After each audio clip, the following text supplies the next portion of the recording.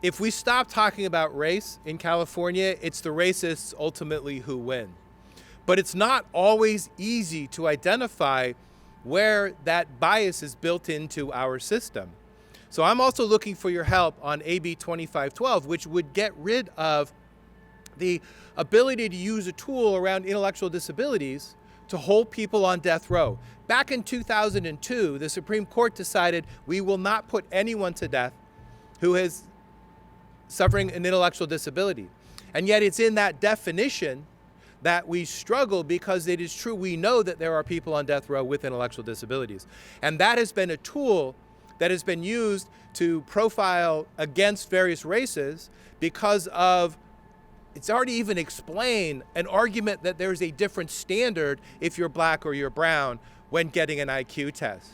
And that has given prosecutors free rein to put people on death row who do not deserve to be there, if we are going to honor the Supreme Court decision not to execute anyone with intellectual disabilities. I work in Oakland, California, Berkeley, home of the Black Panthers. And it wasn't until 2012 that a black person held this position. When you want to talk about racial injustice, that's it right there. Racism is difficult to ferret out. It is going to take this bill, it is going to take a number of bills before we're really able to weed out every aspect of racism throughout our system. So yes, I think we're all very proud of our brave governor who put a moratorium on the death penalty.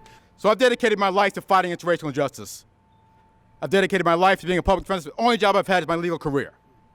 And as the only chief black public defender in the state of California, I'm here to say that we are in support of this bill. The fact is, death row still exists.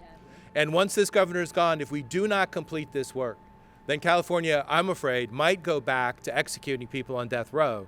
And we're all very clear on with the injustices that means. So in the meantime, weeding out racial injustice in sentencing, weeding out racial injustice in our court system, weeding out racial injustice implicitly in how we define intellectual disabilities, each of these steps will be incredibly important. That's what we're asking your help for today, to help us move these policies through the legislature, hold us and our colleagues accountable for making progress to put justice into our justice system.